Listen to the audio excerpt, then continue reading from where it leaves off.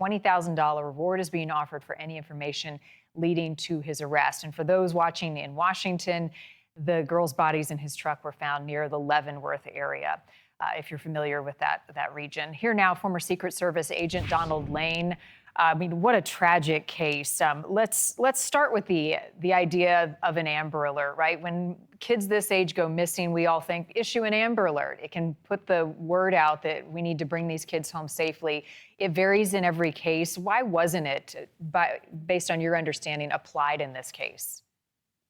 I think in this case, they were good morning, Marnie. In this case, they were looking for, what are the circumstances here? Are the children really missing? The mother reported them, but they're in a camping situation here. So you don't know if they're just out of touch a little bit because they're in a camping situation. That could have lent itself to the delay in issuing that alert, trying to get in touch with the father to see, hey, where are your children?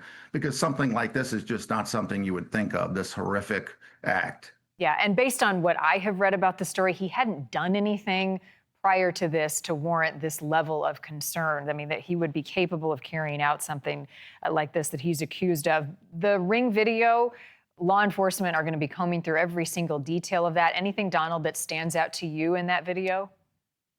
Not really. It's just the strangeness of the event. What is he doing? Why is he there at some random home? So it makes you wonder if maybe he's not suffering from. Obviously, he's suffering from some major mental illness. But what exactly you don't know, and what his intention here was, you don't know. It'll take finding him if he's alive to determine what that was about. Based on what we know, his truck was found near that campsite in Leavenworth, near where the girls' bodies were found. So he is likely without a vehicle unless he stole one. And he is adept to spending time in the outdoors. Investigatively, how do they fan out and try to hone in on him? Well, they're gonna establish a grid around where the vehicle was. There are models that you can use to determine how far someone can get on foot. There were no reports of anybody, hitching a ride or any carjacking. So you figure he's still on foot in the woods. You kind of know how far a person with his training and level of expertise could travel in one day. So you establish, borders around that, and you just fan out in a grid, looking for him with all the technology you have, drones, night vision, everything at your disposal to catch somebody who's done something so incredibly despicable. We've got some pretty clear images of what he looks like. It hasn't been that much time for him to change his appearance. How critical will the public be in this mission to find him, and what's the level of concern for the public? It's always critical that the public get involved, know what he looks like, and be on the lookout for him.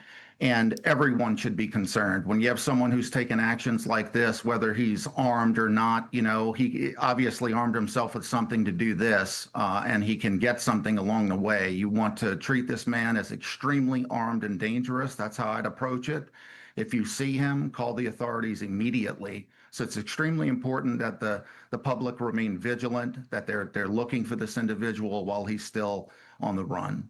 He hadn't been at his mandatory military trainings for the last year or so, but he's got a military background, served in the National Guard. We don't know if he has a firearm or not, but how does that add to the challenge of finding him and his capabilities? Yeah, I mean, anytime you've got somebody that has survival training, especially military survival training, it's another factor to indicate to you that this person kind of knows how to survive on his own out in the woods. Now for how long, you don't know. He's going to run out of resources at some point and have to surface. So, that's the good news. The bad news is it may be, a couple of days before that happens because of this training that he has with the military. What a horrible case. Let's hope he's caught soon. And just thinking about that mom and the entire family of those Oh, God. beautiful little girls. Donald, I appreciate your time on this.